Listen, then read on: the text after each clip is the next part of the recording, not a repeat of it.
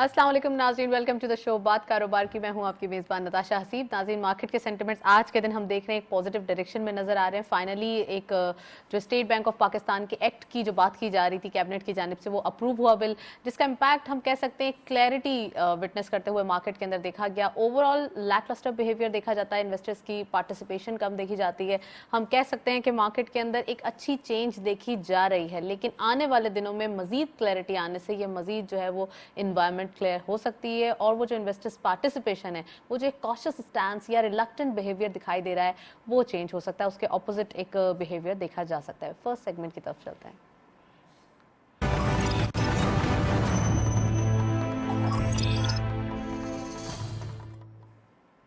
Let's have a look on daily highlights. आज की market की परफॉर्मेंस देखते चलते हैं। ओपन हुई मार्केट 44,043.74 के लेवल पर। हायर साइड पे मार्केट की 44,265.14, लोअर वाज 43,941.64। हम देख सकते हैं मार्केट का जो एक स्पैन ऑफ ट्रेडिंग है वो काफ़ी शॉर्ट दिखाई देता है।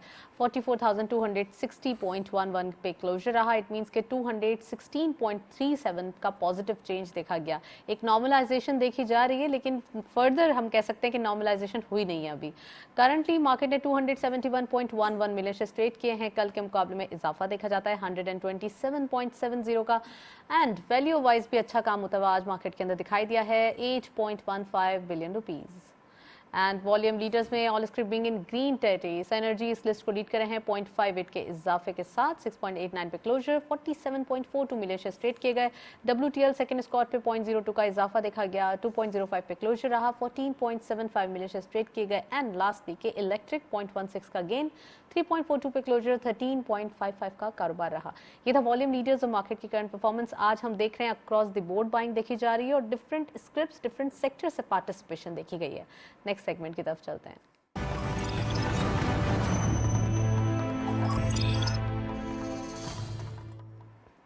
टॉपिक ऑफ द डे में आज हम बात करने वाले हैं पाकिस्तान स्टॉक एक्सचेंज के ओवरऑल परफॉर्मेंस के बारे में, जो कि काफ़ी अरसे से लाइमलाइट में देखा जा रहा है कि बियर्स का होल्ड मजबूत हो रहा है। या तो एक फ्लैट सिचुएशन होती है या एक नेगेटिविटी होती है। तो क्या वजह है, क्या रीजंस हैं जो मार्केट अभी बिहेव नहीं कर रही है? आज हमारे साथ स्टूडियो में एक्सक्लूसिव गेस्ट मौजूद हैं, उनसे बातचीत करेंगे और पता लगाएंगे कि मार्केट का सिनेरियो एक्चुअली हो क्या रहा है। अफरोज मर्चेंट साहब हमारे साथ मौजूद हैं, CEO ऑफ मर्चेंट इन्वेस्टमेंट। उनको खुशामदीद कहते हैं प्रोग्राम में। अस्सलाम वालेकुम sir. Welcome to the show. Thank you for inviting. Afroz साहब, एक लैकलस्टर पार्टिसिपेशन देखी जा रही है, इन्वेस्टर्स काफी कॉशियस हैं। यही सूरत हाल पिछले 2 हफ्ते से देखी जा रही है। कहा यह जा रहा था कि IMF का जो है वो एक प्रोग्राम कंटिन्यू हो जाए, या फिर उसका रिव्यू हो जाए, या उसकी ट्रांच आ जाए, चीज़ें क्लियर हो जाएं, फिर सारी चीज़ें जो है वो पॉजिटिव डायरेक्शन में आ जाएंगी। लेकिन अब ये देखा जा रहा है कि मिनी बजट के ऊपर भी थोड़ा सा उनका एक रिजर्वेशंस दिखाई देती हैं। और अपार्ट फ्रॉम ऑल दिस, जो स्टेट बैंक ऑफ पाकिस्तान का एक्ट है जो कि अब अप्रूव हुआ है, तो उसके ऊपर भी काफ़ी चीज़ें जो है वो पॉज हुई हुई थी। Your take? देखें, इसमें IMF की आपको याद होगा कि स्टाफ लेवल जो मीटिंग हुई, जिसमें पाकिस्तान के मिनिस्ट्री ऑफ फाइनेंस के और सेंट्रल बैंक के रिप्रेजेंटेटिव्स थे और IMF के एग्जीक्यूटिव्स थे, और उन्होंने तो एक स्टाफ लेवल पे एग्रीमेंट, तो आपने नोट किया होगा, लास्ट मंथ ही हो गया, दिसंबर में। बिल्कुल। अब ये इनफैक्ट कुछ रिक्वायरमेंट्स है IMF के, जाहिर है लेंडर है, और देखिए दुनिया भर में जो सेंट्रल बैंक होता है वो ऑटोनोमस बॉडी होती है। वो हमारी अभी भी डेमोक्रेसी इवॉल्व हो रही है, बहुत ज़्यादा टाइम नहीं हुआ है डेमोक्रेसी को। हम देखें पाकिस्तान में तो ये थर्ड सक्सेसिव हम गवर्नमेंट देख रहे हैं कि ये अपना होपफुली टेन्योर पूरा करेंगे। तो ये स्टेट बैंक की ऑटोनॉमी को बहुत ज़्यादा पॉलिटिसाइज किया गया है इन द पास्ट। अब जो है वो काफ़ी कम होता गया है। इससे आप अंदाज़ा लगा लें कि एक्सचेंज रेट जो है वो उसमें मिनिस्ट्री ऑफ फाइनेंस का इंटरफेरेंस ऑलमोस्ट ज़ीरो है, मैं समझता हूँ बिल्कुल नहीं है। बिल्कुल। तो ये स्टेट बैंक को ऑटोनॉमी दी जाती है, चाहे वो इंटरेस्ट रेट हो या रुपी की किस तरह से मूवमेंट होनी चाहिए। तो ये ऑटोनॉमी ये चाह रहे कि एक डॉक्यूमेंटेड हो जाए पार्लियामेंट से कि कि वो एक फाइनेंशियल डिसिप्लिन आए। तो मैं समझता हूँ, मैं इसको पॉजिटिव देख रहा हूँ, और hopefully better sense will prevail IMF ऐसा नहीं कि ये बेटर हमारी हुकूमत सेंस गई विल है। प्रिवेल। हाँ, बट अफरोज साहब, ऑटोनॉमी की बात हो रही है तो पहले से ही चीज़ों की, अगर उनको खुद मुख्तारी की बात की जाए तो ऑलरेडी उनके पास ये ऑप्शंस तो पहले भी मौजूद थे, इंटरेस्ट रेट को देखना या रुपी जैसे आपने बात की, चीज़ें पहले भी वही थी, लेकिन अब डॉक्यूमेंटेड करने की क्या नीड आई है? देखें बहुत सारी चीज़ें अच्छी भी होती है जब लेंडर आपको लोन देता है, कुछ चीज़ें आपको अच्छी नहीं भी लगती है लेंडर, और पर्टिकुलरली IMF अगर आप देखें तो जनरली ज़रा क्रिटिसिज्म उनको ज़्यादा होता है, लेकिन अगर आप देखा जाए इससे पहले भी हुकूमत ने IMF से लोन ली थी, और हम शायद ये समझ रहे हैं कि IMF की वजह से हमें इंटरेस्ट रेट बढ़ाना हो रहा है। अगर आपको याद होगा लास्ट टेन्योर में लास्ट गवर्नमेंट ने जब IMF के लोन के दौरान हमारा पॉलिसी रेट 6.25% पे था, बिल्कुल। इस टेन्योर में लोएस्ट हमारा 7% गया है। उस दौरान IMF के टेन्योर के दौरान भी 6.25% था। तो IMF इज समथिंग कि पहले बड़ा टेबलेट की जगह हमें इंजेक्शन मिल जाता है, ज़रा तकलीफ ज़्यादा होती है, लेकिन इवेंचुअली जो चीज़ें वो स्ट्रीमलाइन हो जाती है। तो ये दो इनकी रिक्वायरमेंट है। देखें सेल्स टैक्स एग्जेम्पशंस की वजह से 350 अरब का जो है वो एक गैप है, और वो गवर्नमेंट ने आई थिंक ऑल मिनिस्टर्स ने भी सबने कहा है कि ऐसे सेल्स टैक्स में एग्जेम्पशन ख़त्म नहीं करेंगे जिसमें गरीबों का नुकसान हो, यानी जिसमें आपकी फार्मास्यूटिकल्स हो गया, आपका फूड हो गया, फूड में इंपोर्टेड आइटम्स में हो सकता है सेल्स टैक्स वो लगा दें। गरीब आदमी तो इंपोर्टेड फूड आइटम्स तो नहीं इस्तेमाल कंटिन्यू करेंगे, मजीद बात करेंगे, लेकिन अभी चलते हैं ब्रेक की जानिब। Stay tuned. वेलकम बैक नाजरीन। ब्रेक से पहले स्टेट बैंक ऑफ पाकिस्तान के एक्ट के हवाले से बात की जा रही थी, जो कि बिल पास हो गया है। तो अफरोज साहब हमारे साथ मौजूद हैं, मजीद बात करेंगे। अफरोज साहब, बिल का जो एक इम्पैक्ट था मार्केट के अंदर आता हुआ दिखाई दिया, क्या आप समझते हैं कि इन्वेस्टर्स वेट कर रहे थे ये चीज़ें क्लियर हो जाएं, ये एटमॉस्फेयर क्लियर हो जाए? आज के दिन भी हमने देखा। बिल्कुल, ये दोनों चीज़ें अगर आप देखें कि मिनी बजट और ये स्टेट बैंक का बिल, तो वो क्लैरिटी एक आती है, तो मैं समझता हूँ 12 जनवरी के बाद, और towards the end of the year market generally least रहती है। आप अगर हर साल भी आप देखें लास्ट वीक ऑफ दिसंबर इज़ अ स्लोअर वीक, उसमें इतने वॉल्यूम्स नहीं होते हैं, मार्केट में थोड़ा प्रेशर भी रहता है, रोल ओवर का वीक भी है। तो वो सारी चीज़ों को देखते हुए मैं समझता हूँ कि ये 12 जनवरी ऑनवर्ड्स IMF जब अप्रूव कर देता है, उनका पॉलिसी बोर्ड की मीटिंग है, उससे पहले मिनी बजट और ये स्टेट बैंक का जो ऑटोनॉमी का बिल है, ये होपफुली दोनों ये अप्रूव हो जाएंगे।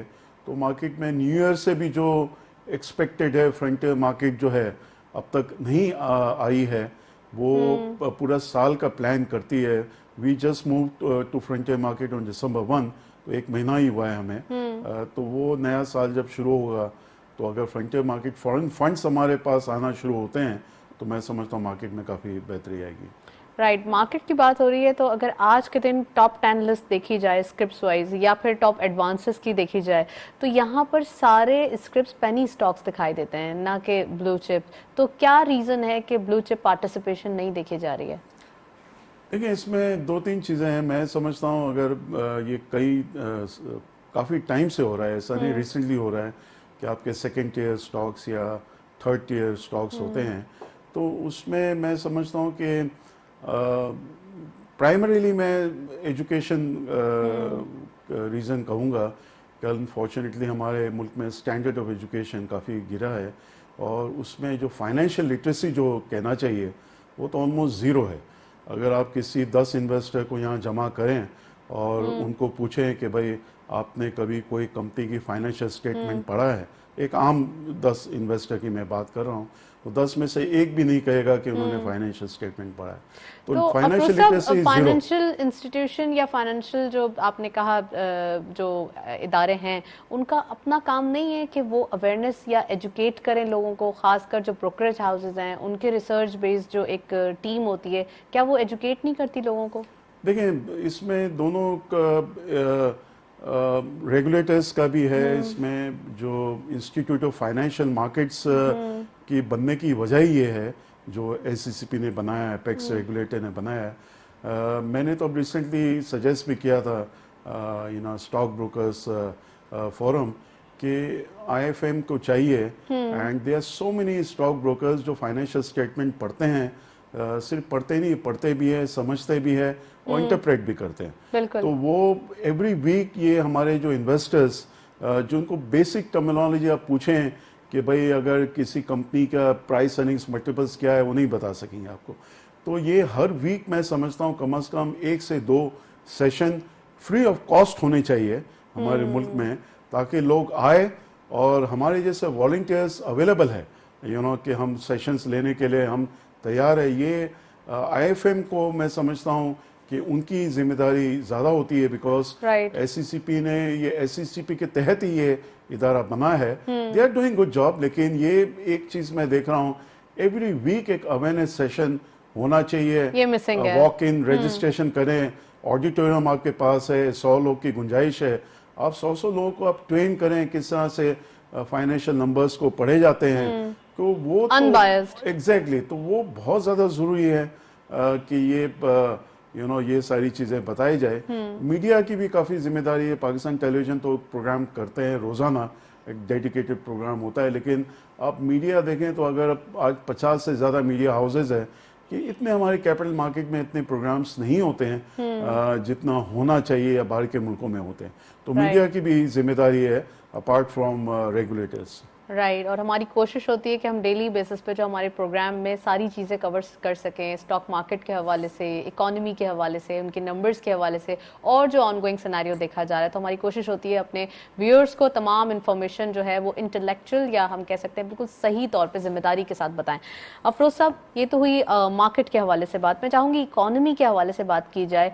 क्या वजह है मिनी बजट के ही, अपार्ट फ्रॉम मिनी बजट को थोड़ा सा हटा देते हैं, अगर बात करें ओवरऑल इकोनॉमिक नंबर्स के, तो कहाँ दिखाई दे रहे हैं? अभी आपने इंट्रोडक्शन में जिक्र किया था पॉलिसी रेट का, जो कि स्टेट बैंक के ऑटोनॉमी में बात की जा रही थी। अब अगर हम बात करते हैं कि पॉलिसी रेट बढ़ रहा है, तो इन्फ्लेशन भी तो यहाँ अप हो रही है, और इन्फ्लेशन ना सिर्फ पाकिस्तान के लिए बल्कि हम समझते हैं कि पूरी दुनिया के लिए मसला है। देखिए, इन्फ्लेशन बिल्कुल आप सही कह रहे हैं, नवंबर में 11.5% था और दिसंबर अब ख़त्म हो रहा है। मुझे नहीं लग रहा है कि कोई डिफरेंस होगा, शायद 12% पे जाए। आफ्टर फ्यू मंथ्स जब ये इंटरनेशनल कमोडिटी प्राइसेस कम होती है उसके बाद इन्फ्लेशन कम होगा। लेकिन इससे जो खुशाइन बात ये है, ठीक है, स्टेट बैंक ने अगर आप देखें मॉनेटरी पॉलिसी स्टेटमेंट में, उन्होंने इस साल के लिए इन्फ्लेशन नंबर 7 to 9% अब तक कहते थे। अभी जो लास्ट मॉनेटरी पॉलिसी अनाउंस की उसमें इन्होंने 9 to 11 का है, यानी 2% बढ़ा दिया है। तो इन्फ्लेशन जो है इस साल जो जून 2022 में खत्म होगा वो 9 और 11% के दरमियान रहेगा। पहले ये 7 से 11 थे, उन्होंने खुद क्योंकि ये इन्फ्लेशन कंट्रोल में नहीं आ रहा है, लेकिन उन्होंने एक अच्छी बात यह है कि मिड टर्म, यानी यहाँ 2023 उसके एक साल बाद जून 23 में वही 5 to 7% उन्होंने कहा है इन्फ्लेशन होगा, जो ये कहते रहे। तो और जीडीपी के नंबर्स भी वो कह रहे हैं 5% के करीब होंगे, और हायर साइड उन्होंने 4 to 5% कहा है, लेकिन higher side of the range means के 5% के करीब होगा। तो ये खुशाइन बात है। हमारे मुल्क में मैं समझता हूँ इवेंचुअली ये होना चाहिए कि बाहर के मुल्कों में हर महीने जीडीपी के नंबर्स आते हैं। हमारे मुल्क में साल में सिर्फ एक दफ़ा आता है इकोनॉमिक सर्वे, जब होता है बजट के जो है उससे पहले, जब जीडीपी के नंबर्स आते हैं। अगर हर महीने आए तो हमें पता चले कि वो 5% के हिसाब से हमारी इकोनॉमी ग्रो कर रही है कि नहीं। जी अफरोज साहब, मजीद बात करेंगे, लेकिन हमारे साथ ओवर कॉल फुरकान रियाज साहब मौजूद हैं। आप एनालिस्ट भी हैं, director economic council employers federation of Pakistan के हैं।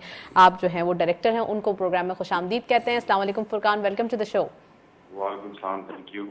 फुरकान साहब, ये बताइए कि ओवरऑल मिनी बजट की बात की जा रही है, आज भी यही कहना था कि प्रपोज होगा और जो है वो आज के दिन वेंसडे को पेश होना था, लेकिन अब ये भी डेफर कर दिया गया है। क्या दिखाई दे रहा है फुरकान? बात है उसमें जो ये टैक्स लगाना चाह रहे हैं करंट अकाउंट डेफिसिट को क्या लगा, और तो चीजों पर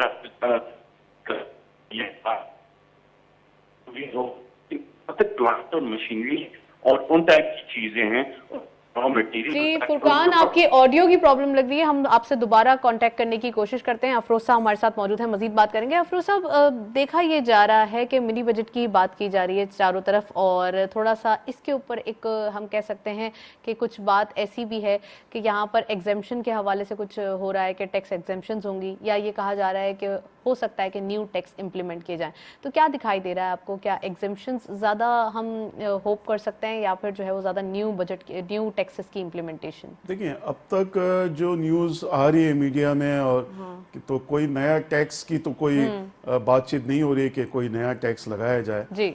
जो आईएमएफ के जो टैक्स रेवेन्यू से जो दो चीजें इन्होंने करना है, जो जिससे 600 अरब हासिल होगा। एक 350 अरब जिसमें सेल्स टैक्स एग्जेम्पशंस होंगे, और 250 अरब करीब पेट्रोलियम लेवी से इन्होंने कहा है कि हर महीने आप 4 रुपए बढ़ाएं और 30 रुपए तक इसको ले जाएं। तो वो हर महीने, अब जैसा ये 1 तारीख को जो भी रिवाइज होता है, जो भी रिवीजन होता है बेस्ड ऑन इंटरनेशनल प्राइसेस, जो है वो इनके पेट्रोलियम लेवी में ये गवर्नमेंट ने उनके साथ ये कहा फोर्टनाइटली हम नहीं करेंगे, हम वंस अ मंथ करेंगे। फर्स्ट को जो एवरी मंथ फर्स्ट को जो रिवाइज होता है उसमें ये हर महीने 4 रुपए इंक्रीज करेंगे। तो 250 अरब यहाँ से मिल जाएंगे, तो टोटल 600 अरब। तो अफरोज साहब, ऑलरेडी इंटरनेशनल मार्केट में ऑयल प्राइस तो हायर साइड पे दिखाई दे रहा है, $79 पर बैरल दिखाई दे रहा है। तो कहाँ आप जो है वो ऑयल प्राइसेस, या फिर हम कह सकते हैं लोकल मार्केट में ऑयल प्राइसेस जाते हुए देख रहे हैं? देखिए, ये मैं समझता हूँ कि जहाँ बहुत सारी अच्छी चीज़ें होती है, वो जहाँ हमें बताना चाहिए कि जहाँ देखें, ये तो आपको जब मालूम है आईएमएफ की मीटिंग में ये तय हुआ है कि हर महीने आप 4 रुपए पेट्रोलियम लेवी बढ़ाएंगे, तो ये लास्ट टाइम जो मिड ऑफ द मंथ 5 रुपया कम किया, मैं समझता हूँ उसको कम नहीं करना चाहिए। आप कम करके बढ़ाते हैं ना, तो वो रिएक्शन ज़्यादा आता है।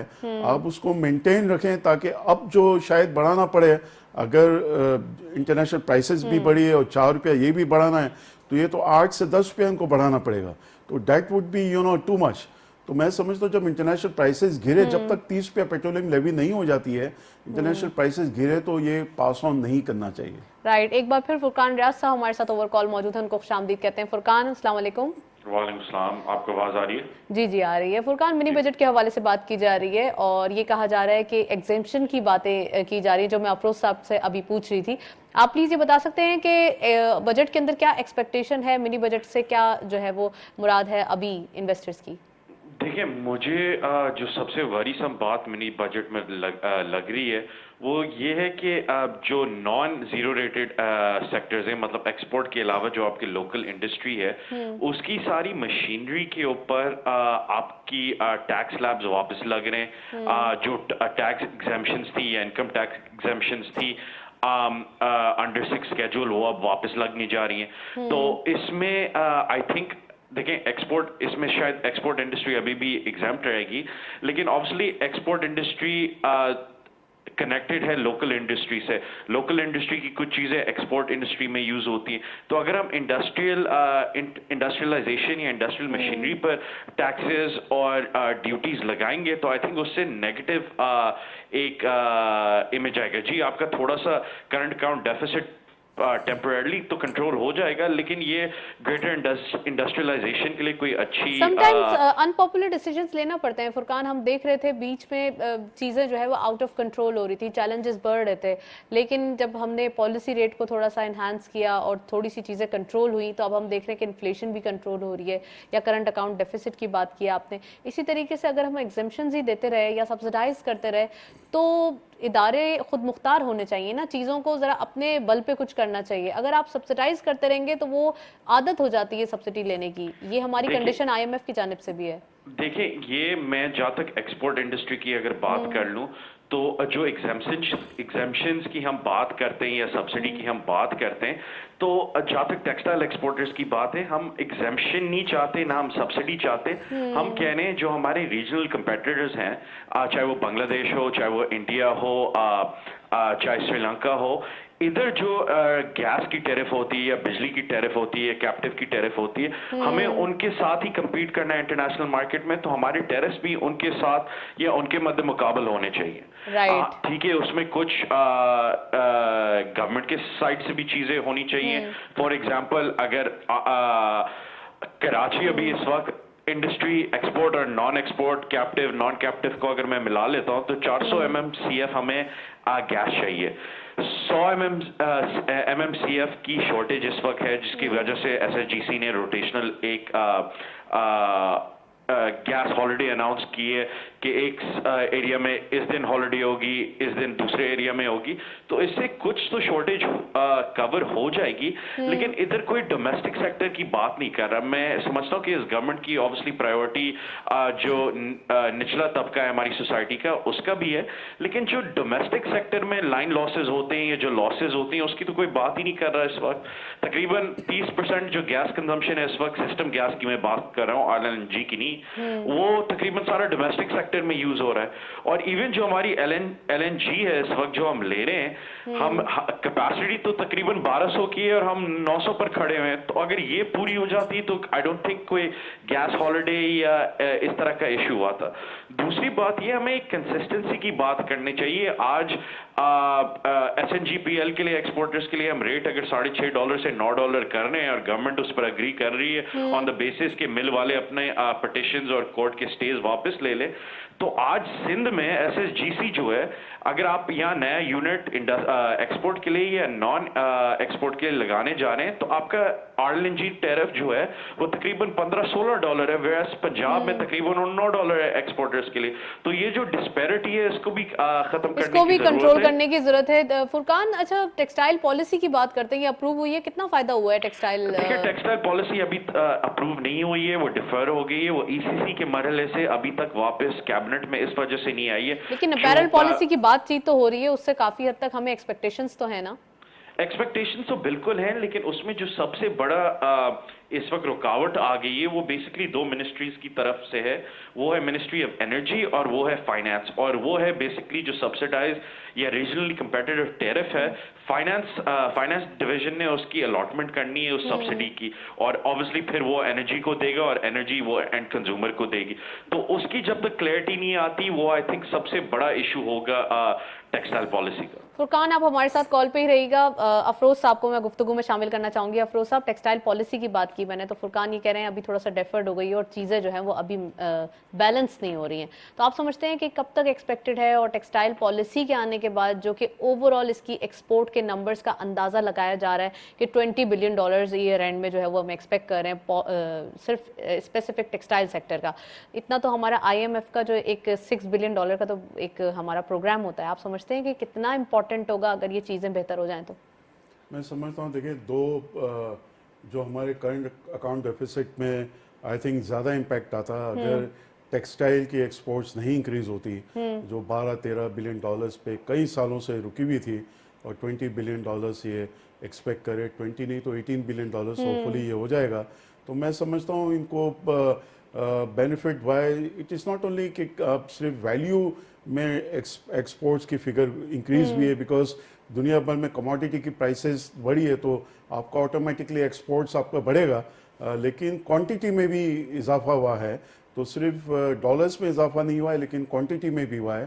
तो ये खुशाइन बात है, बिकॉज गवर्नमेंट ने, और मैं समझता हूँ यहाँ स्टेट बैंक ने बहुत सारे जो टर्फ जो दिया था, temporary economic relief finance facility 3% में, तो इंडस्ट्री, हमारी एक्सपोर्ट की इंडस्ट्री प्राइमरीली, उसको बहुत ज़्यादा उन्होंने यूटिलाइज किया है। ओवर रफली 350 अरब रुपए ये इसमें गए हैं। तो उसकी वजह से भी ये हमारा एक्सपोर्ट आज अगर इस साल 18 अरब होता है, तो मैं समझता हूँ अगले साल तो 20 अरब इजीली क्रॉस कर जाएगा। राइट, और यही हमारी डे बाय डे, अगर यानी कि ईयरली हम एक कंसिस्टेंट पॉलिसीज देखें तो वो काफ़ी चीज़ें बेहतर हो सकती हैं। फुरकान, कंसिस्टेंसी ज़रूरी है पॉलिसीज़ की। अगर पॉलिसीज़ आती हैं तो उनका कंटिन्यूस होना बहुत ज़्यादा मैटर करता है। आप समझते हैं, इंडस्ट्रीज़ के हवाले से बात करें, जो अभी चैलेंजेस दिखाई देते हैं, तो वो पॉलिसीज़ के आने के बाद काफ़ी चीज़ें बेहतर हो सकती हैं? जितनी पॉलिसीज़ अनाउंस हो रही हैं, चाहे वो टेक्सटाइल पॉलिसी हो, चाहे वो ऑटो पॉलिसी हो, और भी पॉलिसीज़ पाइपलाइन में।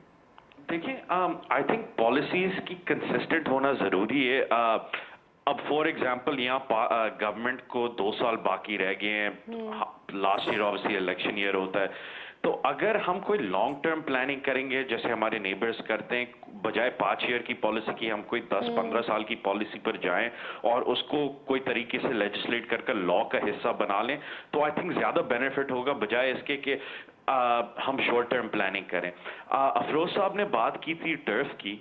टर्फ में ऑब्वियसली आपने देखा होगा कि जो सबसे ज्यादा टर्फ फैसिलिटी अवेल की गई है वो टेक्सटाइल सेक्टर ने अवेल की गई है। तो अगर टेक्सटाइल सेक्टर इतनी इन्वेस्टमेंट करेगा और कर रहा है, मोस्ट मिल्स या मोस्ट ग्रुप्स एक्सपेंशन की तरफ जा रहे हैं या नए यूनिट लगा रहे हैं, तो उनको एक कंसिस्टेंसी इन पॉलिसी तो चाहिए होगी, क्योंकि वो at the end of the day वो टर्फ के लोन्स भी तो वापस पे करने। राइट, कंसिस्टेंसी चाहिए होगी। अच्छा, टेक्सटाइल की अगर ओवरऑल इस सेक्टर की सूरत हाल का जायजा लिया जाए फुरकान, तो क्या दिखाई देता है? कॉटन प्रोडक्शन अच्छी है, इस बार चीज़ें बेहतरी की तरफ है, और एक ये स्पेसिफिक सेक्टर है जो सबसे ज़्यादा परफॉर्म कर रहा है एक्सपोर्ट सेक्टर के अंदर। देखिए, वो ट्रेडिशनली हमारी ज़्यादातर एक्सपोर्ट रही है टेक्सटाइल में है। हम बहुत ज़्यादा ग्रोथ जो इस वक्त with in the textile chain नजर आ रही है वो नेट सेक्टर में नजर आ रही है, followed by denim and home textile and terry. मुझे लगता है कि हमें थोड़ा सा हमारी कॉटन की प्रोडक्शन ऑब्वियसली ऊपर गई या बम्पर क्रॉप दिया है, लेकिन अभी भी तकरीबन 50% जो हमारी रिक्वायरमेंट है वो अभी भी इंपोर्टेड कॉटन से होती है। उसकी एक वजह ये भी है कि जब से इंडियन कॉटन या इंडियन प्रोडक्ट्स के ऊपर बैन लगा है पाकिस्तान में, उसकी वजह से हमें दूसरी जगह भी देखनी पड़ रही है कॉटन के लिए। ये भी एक इशू है। दूसरा, जो हमारी नॉन ट्रेडिशनल मार्केट से जिन चीज़ों के ऊपर पाकिस्तान का फोकस नहीं रहा है, जैसे सिंथेटिक्स हो गए, एथलेटिक वेयर हो गया है, इस पर काम करने की ज़रूरत है दो लिहाज से। एक तो ये हमारा डाइवर्सिफिकेशन ऑफ प्रोडक्ट और एक्सपोर्ट भी हो जाएगा। दूसरा, अगर हम यहाँ कोई सिंथेटिक्स डेवलप कर लेते हैं, मैन मेड फाइबर जो कहलाती है, तो हमें एक हद तक इम्पोर्ट सब्स्टिट्यूशन भी हो जाएगा, जिससे हमारी फॉरेन रिजर्व्स को भी इफेक्ट पड़ेगा। Right, thank you so much. Furqan साहब हमारे साथ मौजूद थे, काफ़ी डिटेल एनालिसिस। आज हमने टेक्सटाइल के हवाले से फुरकान से काफ़ी बात करने की कोशिश की और मिनी बजट पे भी जो है वो काफ़ी एम्फेसिस किया। एक ब्रेक की जानिब चलते हैं, स्टे ट्यून्ड।